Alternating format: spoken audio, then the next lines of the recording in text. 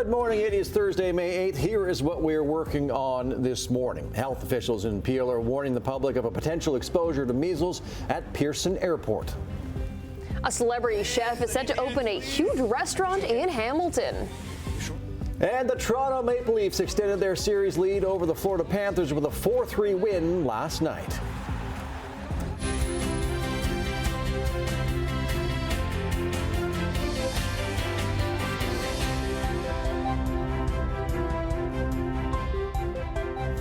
Good morning. Welcome to Morning Live on this, I thought, rather chilly Thursday morning. I agree. Yeah, it's a little on the cool side. It's cooler than it was yesterday morning. Yesterday we were 10 at this time. This morning we're sitting at 7. Such a nice day yesterday, though. But I put on a jacket this morning leaving the house. Yeah. The jacket will feel good today, and it'll feel even better tomorrow morning. Let me give you a little bit of warning. We could have the F word tonight. Frost is and we already possible. said we weren't going to make fun of you this morning, too. I know. So we had a conversation. We agreed that we weren't going to. Yeah. I'm going to skulk away right now. It's going to get cool. Now, today is going to be a lot cooler than, I hope you enjoyed yesterday. 22 yesterday. We slept right through the afternoon, both of us, so missed the sunshine, here for the frost. Yeah, sunshine. Yeah, we had the sun yesterday, 22, humidex of 25. Today, different, 12 only today. So that's way below seasonal, from above seasonal yesterday. Today is going to be mainly cloudy. It's pretty overcast at the moment, sitting at 7, but climbing to 12 and a mainly cloudy sky today. Tomorrow we'll see more sun, but it's going to stay on the cool side. As I said, maybe some frost, patchy frost overnight tonight as the temperature falls to about 2. So we'll talk about that in a few minutes. Looking at traffic this morning, really we're pretty light volume so far today, which is normal for 6:02. By the way, we're 2 minutes to sunrise now. Gets earlier every morning. So 403 Waterdown Road, that's our camera. No problems right there. Just a few MTO traffic cameras. Give you an overview. Red Hill Creek camera. So on this shot, Toronto-bound lanes heading away from us toward the Skyway. How about the top of the Skyway? Looks good. Toronto-bound away from us. And here at the QEW at Bronte, both directions doing fine. Right now, Toronto-bound coming towards us on that shot. So nothing happening in traffic. Fairly cloudy skies for the day. We'll look at weather and traffic coming up right now. The news. Thank you very much, Brian. For the second day, a new pope has not been chosen. Just moments ago, black smoke billowed out of the Sistine Chapel's chimney, indicating that the 133 voting cardinals hadn't reached a consensus. The cardinals have retired for the night to their Vatican residences, where they are being sequestered. The cardinals will return to the Sistine Chapel for another round of secret voting tomorrow. Peel Public Health is warning of possible measles exposure at Pearson Airport this past Saturday. The health unit says the possible exposure happened on Air Canada flight AC 540 from Seattle and in Terminal 1 between 7:30 p.m. and 10 o'clock at night. Anyone who may have been in those areas is asked to watch for symptoms until May 24th. Now, there's over 1,200 measles cases, with many in Norfolk County and surrounding areas. That is more cases than the entire United States. Despite this, Premier Doug Ford is defending his government's efforts to fight the disease. Ford says there is sufficient vaccine available, and his government has spent $2 million on a pro-vaccine advertising campaign, but some communities are reluctant to get immunized. For religious reasons, they don't want to. That's a problem. You got to protect all of Ontario. You can't just ignore one community. You don't think it should be mandatory? How do you? It's a good point, but how do you force someone? Do you grab their kid and start jabbing them with a needle? It's a problem. I agree, but we're throwing everything in the kitchen sink at this to make sure we have the vaccines, and we're spending $2 million on promoting getting your kids vaccinated. This is a no-brainer. Like, I don't know, I remember getting the measles shots. Opposition leaders at Queen's Park are accusing Ford of not protecting Ontario's children, saying his government has no plan to prevent more measles cases. The provincial government is facing calls to give hospital patients and their families a break. Critics are accusing the government of allowing hospital parking fees to create a burden on people with illness. The Canadian Cancer Society says the cancer costs the average patient around $33,000 in the course of their lifetime. It says half of that cost is out-of-pocket expenses, including parking. They're supporting the Ontario NDP's call for free parking at hospitals. We're talking about a tax on sick people. No one should have to worry about paying for parking when they go to the hospital. I believe it's the responsibility of the provincial government to make sure that they fund our hospitals so they don't have to charge parking fees. That people go to the hospital, they're going there out of necessity. It's not like it's a vacation. On the other hand, there's also the argument that parking money goes into the hospitals. But the NDP says that's only part of the money. Some of it goes to third-party operating the parking lots. Hamilton Health Sciences has announced that the new West Lincoln Hospital in Grimsby will open on or around October 27th. The new hospital has been a multi-year-long endeavor. Various Ontario governments approved its construction and then canceled the project, but it was given the final go-ahead in 2018 by the Ford government. The new hospital will be almost 80% larger than the current one. Hundreds of dead and dying fish have been washing up along Lake Ontario in the shoreline in Burlington. The Ministry of Natural Resources says the fish are alewives, a type of herring, and this kind of die-off this time of year is not unusual. The fish typically move in from deeper waters to spawn and expend a lot of energy doing so, often dying as a result.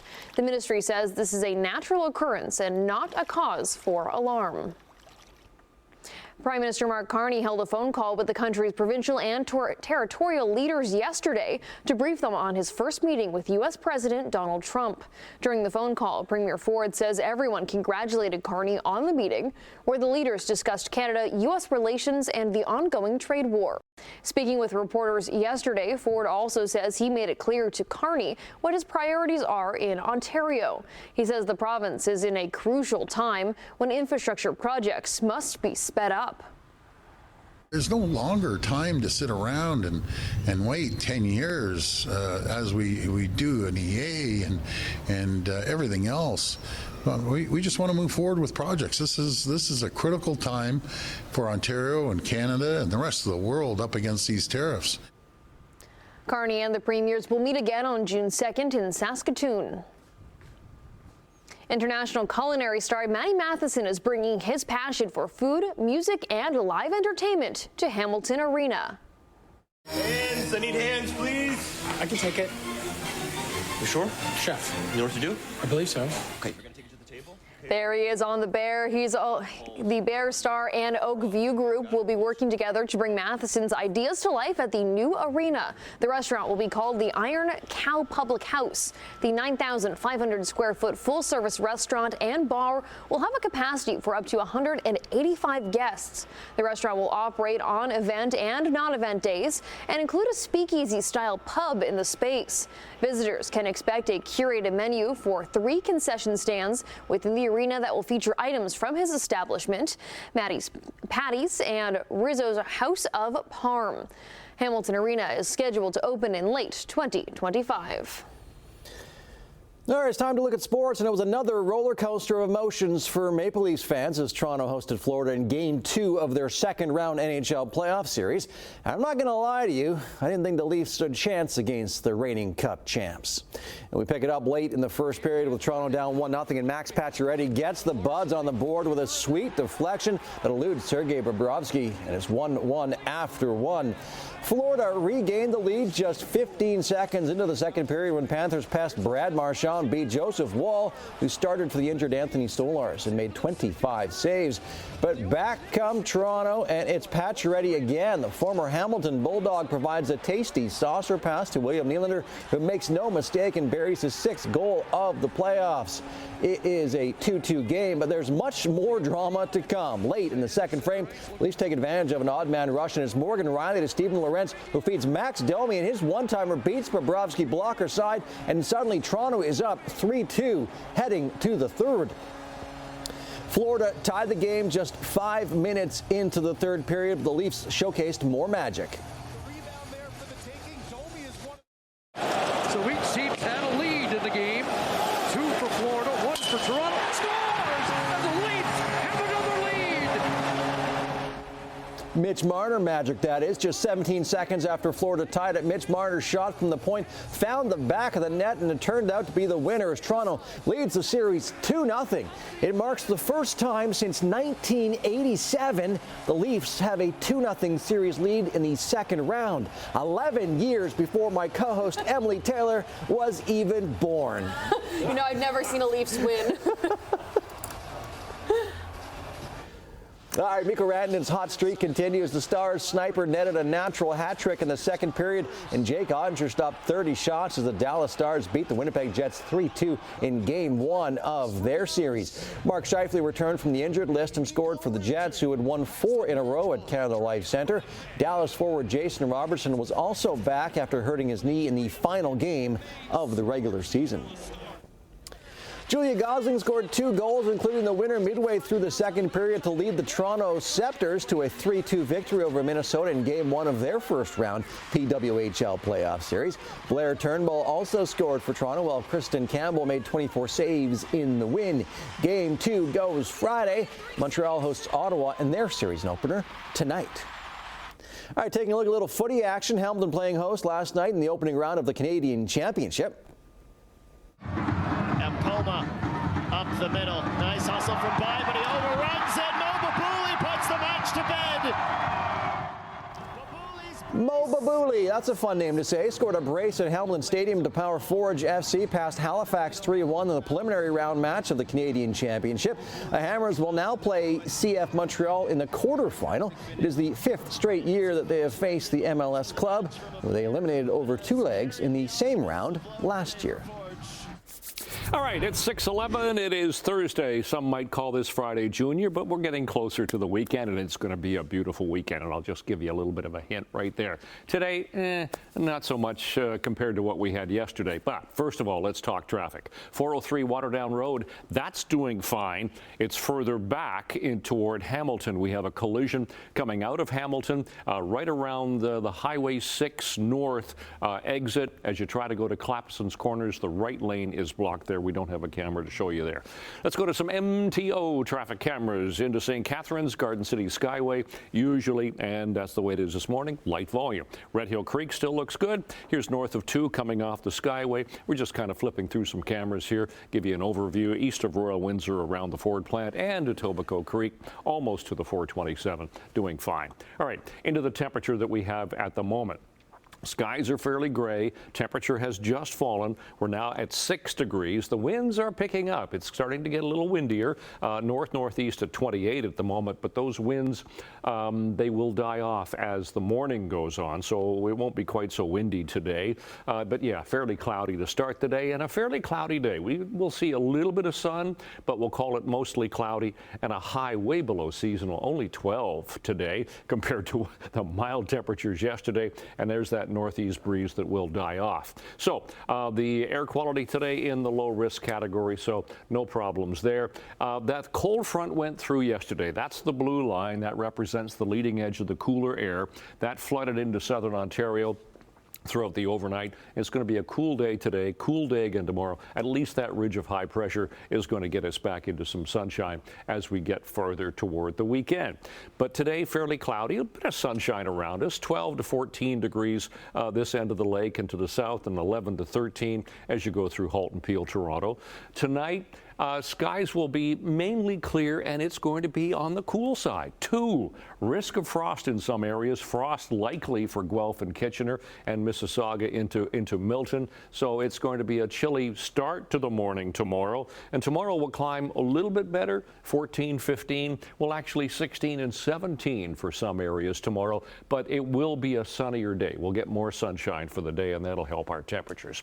So as we step out the door, 8th morning of May, the temperature at the moment is sitting at 6. The winds are picking up, as I mentioned, northeast at about 28, and the sky is fairly cloudy. And we will check the long range, which is good news for the weekend, coming up. Emily, Adam. Thank you very much, Brian. Coming up after the break, we'll say good morning to Emily Vukovic with a preview of what's to come in Chit Chat. And shares of Google fell sharply after Apple announced new plans when it comes to AI. Welcome back to Morning Live. It is 6:16 on a rather chilly Thursday morning. I had to remember. What day is it today? Thursday morning.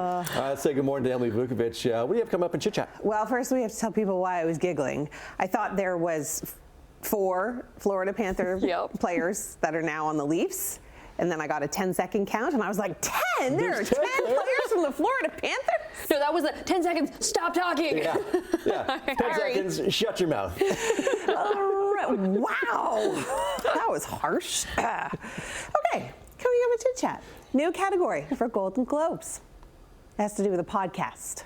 Right. Okay. We will so discuss. What I'm hearing is that we could be up for some Golden Globes. Do they count Canadian news podcasts? They should.